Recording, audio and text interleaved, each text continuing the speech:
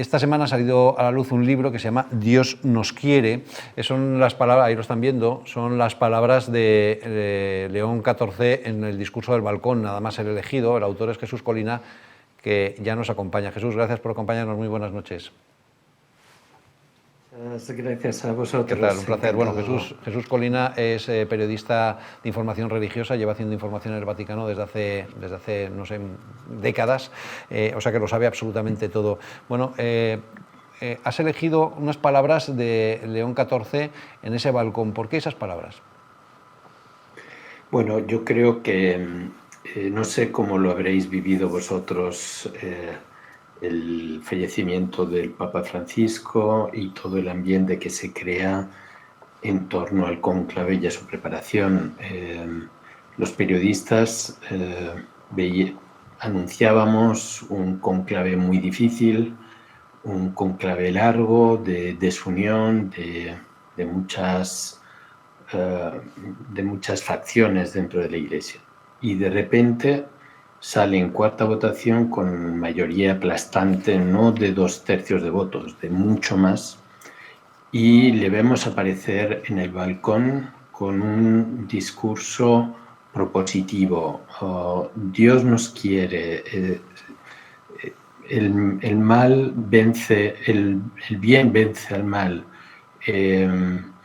con una propuesta atractiva, totalmente inesperada. Ninguna de las quinielas había previsto realmente a Robert Francis Prevost. Y claro, al escuchar esas palabras me dije, esto significa algo. Aquí estamos cambiando de fase, estamos entrando en una nueva fase. Sí, Jesús, no sé si Robert Prevost estaba en tu quiniela, creo que no, pero sin embargo, cuando fue nombrado cardenal obispo, que creo que fue el pasado mes de febrero, tú escribiste un artículo donde ya le colocabas como papable. ¿Y por qué, sin embargo, ha pasado totalmente desapercibido cuando da la sensación, claro, a toro pasado es muy fácil, pero da la sensación de que estaba todo preparado?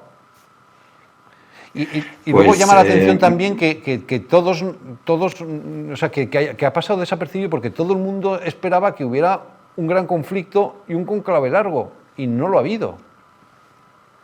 Exactamente. Tiene razón. En enero de 2023 yo escribí en El Debate un artículo diciendo Robert Francis Prevost es papable.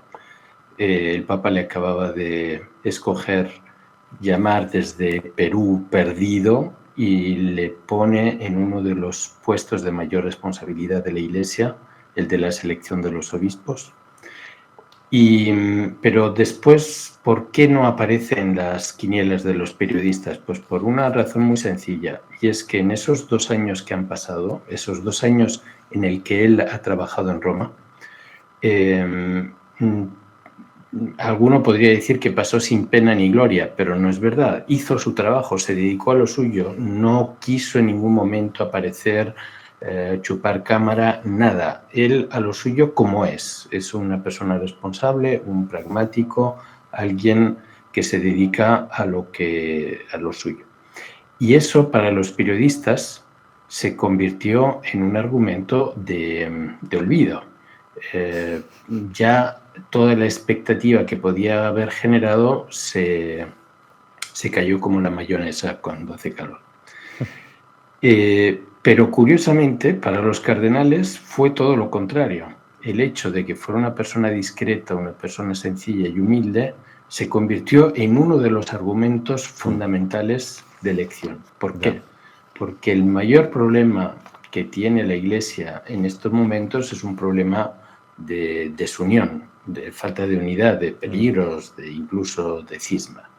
Y ante esta situación se requiere una persona humilde, una persona con liderazgo, pero una persona que sepa capaz de armonizar, no de agudizar más las divisiones que lleven al cisma total. Claro. De manera que...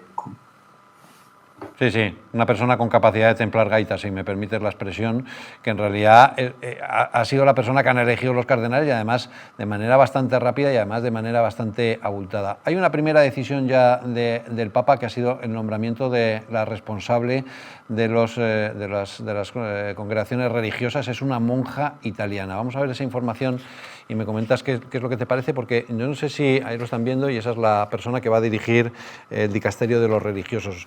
No sé si te parece que eso marca una pauta, lo digo porque Francisco ya dijo en su momento que uno de los grandes retos de la Iglesia era el papel de la mujer. Sí, marca una pauta definitivamente.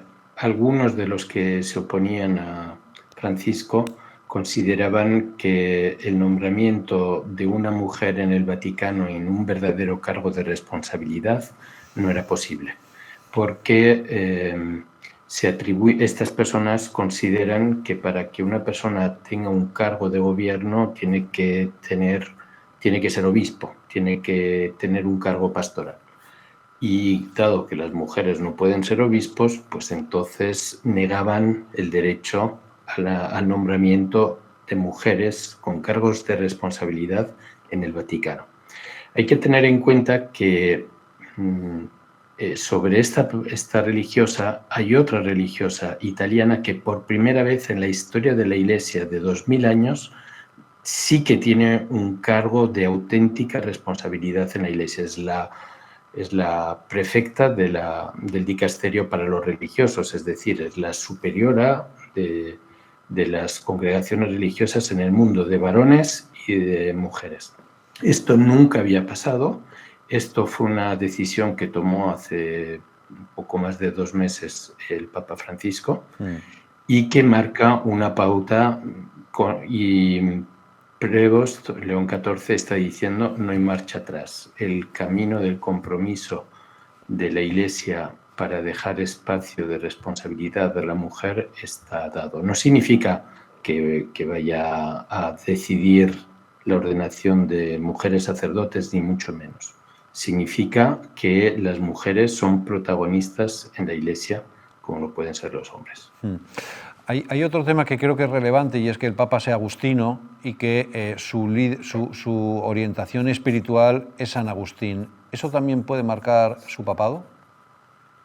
Eso marca totalmente, pero vamos, de una manera increíble. Cuando estuve documentando para preparar el libro, yo la verdad es que me temblaban un poco las piernas porque Robert Prevost no ha escrito un libro, aparte de su tesis doctoral de 400 páginas, muy buena por cierto, pero aparte de eso no ha escrito alguna homilía, algún discurso, pero no ha escrito libros. Entonces, cuando yo me puse a investigar, recoger testimonios, ver lo poco que ha escrito, todo me cambió cuando te das cuenta de que en su vida su padre espiritual, su maestro, su mentor y su coach, podríamos decir, es San Agustín de Hipona. Si tú quieres comprender a Robert Prevost, lee a San Agustín y lo vas a comprender. Él, cuando tenía 14 años, curiosamente decidió entrar en un seminario de agustinos, cuando lo normal hubiera sido entrar en el seminario de Chicago, donde conocía a todos y todos le conocían. Sin embargo, él entra ahí y ahí se enamora del pensamiento de San Agustín, que es posiblemente uno de los pensadores cristianos y de los filósofos de todos los tiempos con un pensamiento más moderno.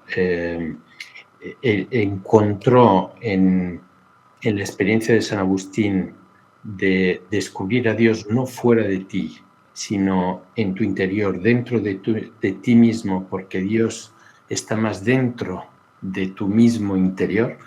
Ahí encuentra una dimensión que le enamora y ahí decide ser misionero y dedicar su vida a Dios.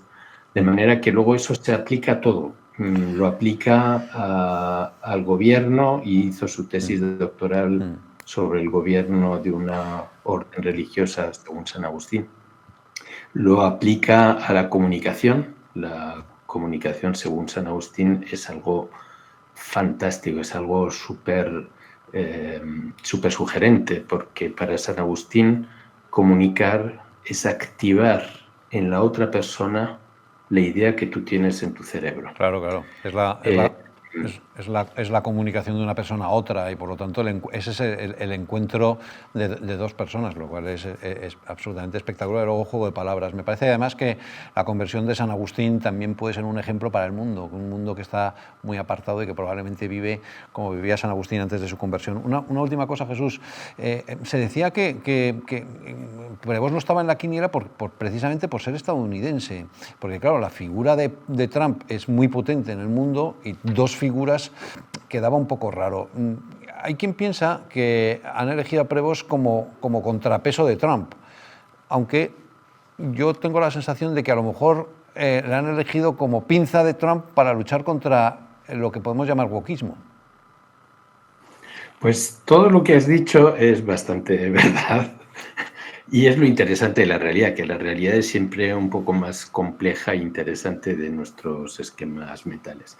Pero comentando lo primero, es verdad que parecía una regla no escrita el hecho de que un estadounidense no pudiera ser papa.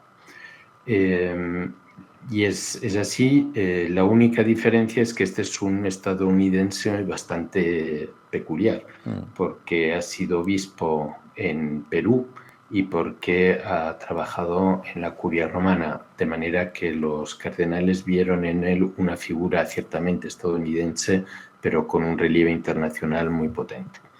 La relación con Trump de Prevost va a ser muy interesante. Ya desde el inicio está dejando claro que quiere mantener buenas relaciones. Por ejemplo, en el encuentro que tuvo el otro día con J.D. Vance después del inicio de su ministerio, no tocaron ningún tema polémico.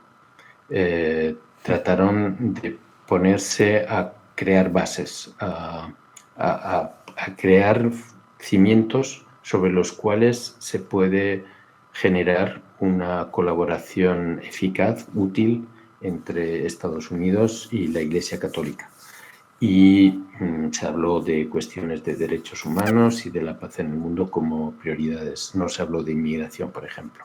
¿Por qué? Porque Prevost, a diferencia de Francisco, cree en las relaciones institucionales. Considera que es parte de su misión y de su obligación el mantener una buena relación institucional con el país que no solo es la primera potencia mundial, sino que también es un país que tiene una influencia enorme en el estilo de vida, en el entretenimiento y también en la vida y en los valores religiosos de las personas.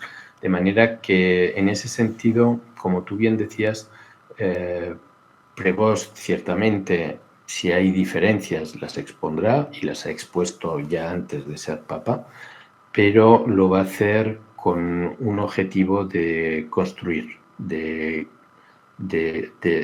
avanzar juntos porque el mundo lo necesita.